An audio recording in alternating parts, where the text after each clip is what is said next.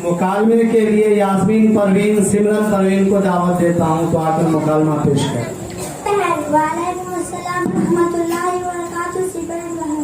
अच्छा बताओ, लाल आंटी तुमसे इतनी मोहब्बत क्यों करती है? जरूर तुमने उन पर कोई जादू कर दिया है, वरना वो तो बच्चों की दुश्मन है। जैसे ही कोई बच्चा के घर के सामने से गुजरा, वो चीखना चिल्लाना शुरू कर देती है। ऐसा कुछ नहीं है। अगर जादू के जोर से लोग एक दूसरे से मोहब्बत करते तो दुनिया में हर तरह मोहब्बत ही मोहब्बत होती, दुश्मनी और लड़ाई झगड़े का नामो निशान भी ना होता। नाउजुबिल्लाह, मैं तुम पर जादूगर होने के इल्जाम नहीं लगा रही हूँ, तो यह जानना चाहती हूँ आखिर लाल आंटी तुमसे कैसे खुश रहती है, जबकि कोई दूसरा बच्चा उनके करीब आने की हिम्मत नहीं करती। पहले मैं भी उनसे डरती थी, मगर एक बार मैंने उनका सलाम का नुस्खा आजमाया और जवाब में उन्होंने मोहब्बत से वालेकुम अस्सलाम कहा और बोली कैसी हो बेटी।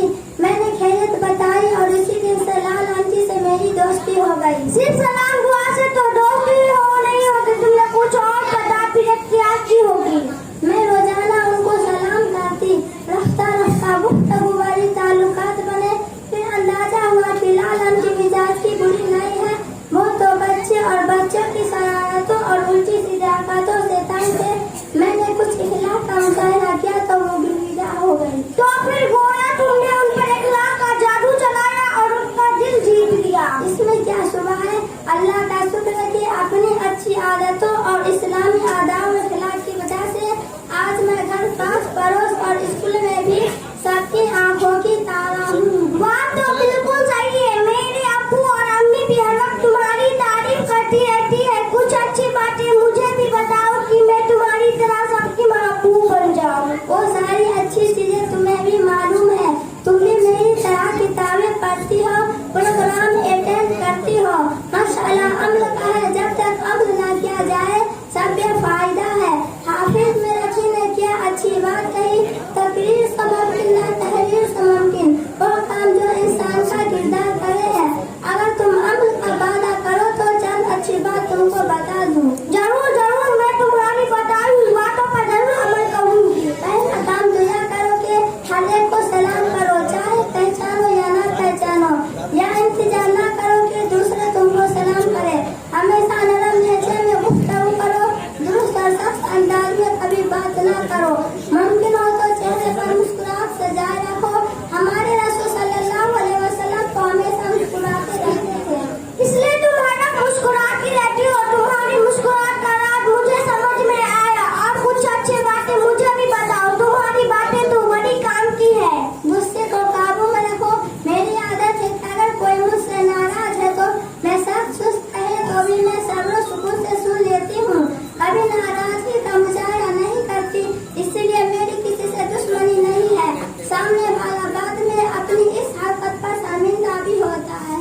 एक बात ये बताओ, मोहल्ले की बुरी बुढ़ियों से तुम्हारी इतनी दोस्ती कैसे हुई? जिसे देखो तुम्हारी गुण गा रही है। इसकी सिर्फ एक वजह है, बड़ी बुढ़िया घरों में उम्र नजरअंदाज की जाती है।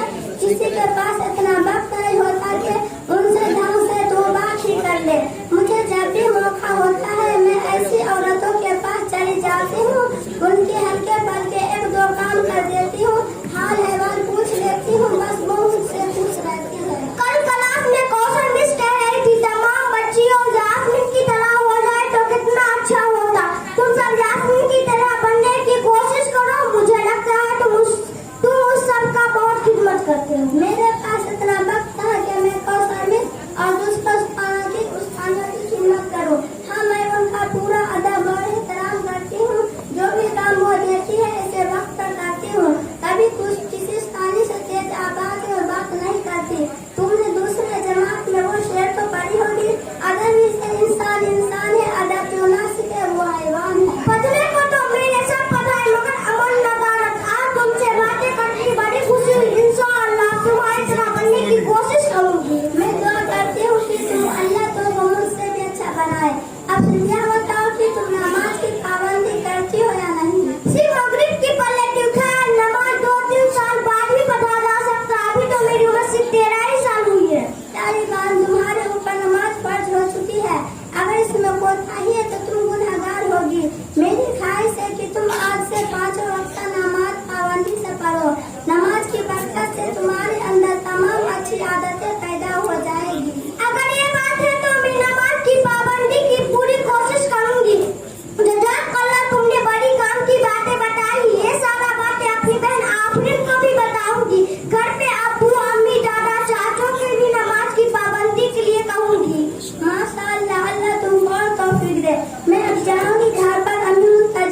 अस्सलाम वालेकुम रहमतुल्लाहि व बरकातुहू।